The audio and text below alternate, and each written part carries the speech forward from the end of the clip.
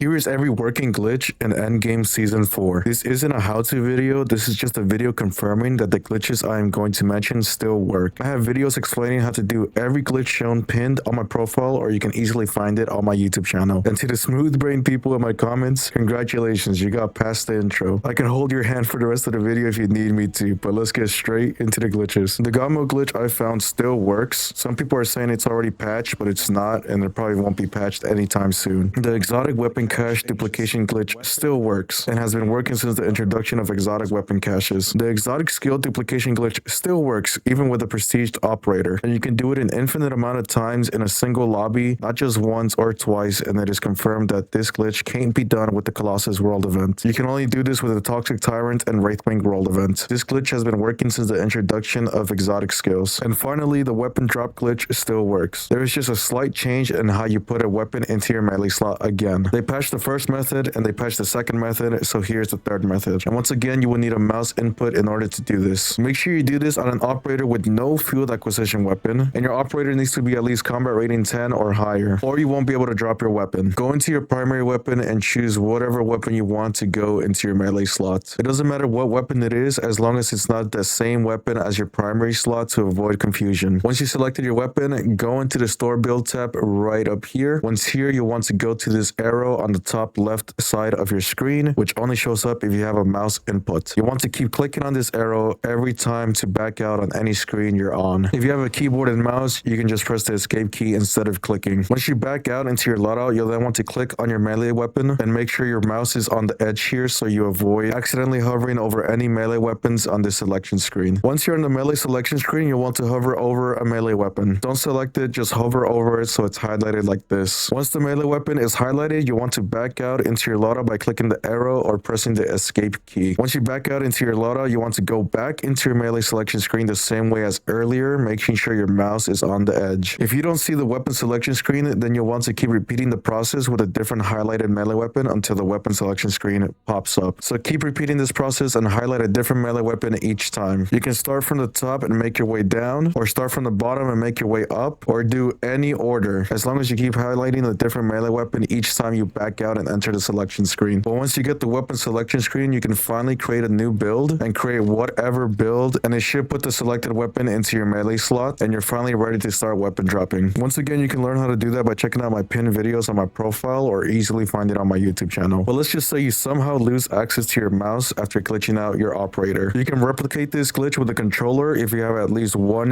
glitched out operator. And to do that, you'll want to have your glitched out operator in any of the operator slots, whether it's operator slot 1, 2, 3, or 4. And you want to have another operator you want to glitch out next to the glitched out operator. Once they're next to each other, meaning when you press your left or right trigger, you'll switch between your glitched out and regular operator. You'll then want to hover over the weapon in your melee slot on your glitched out operator and press your trigger to switch over to your unglitched operator, and immediately press the select button, which is A on Xbox or X on PlayStation. This can take some time to do if you can't time it correctly, but once you get the hang of it and you do this correctly, you'll have the weapon selection on your unglitched operator, and you can then select whatever weapon to put into your melee slot to successfully glitch out the operator. You can also do this method to unglitch any operator by just repeating the same process, except this time starting with a regular operator with a melee in their melee slot. I also find it easier when I press my right trigger instead of my left trigger, so position your operator so you'll use your right trigger rather than your left. But yeah, that's pretty much it. That's every working glitch in Endgame. Good luck out there and happy glitching.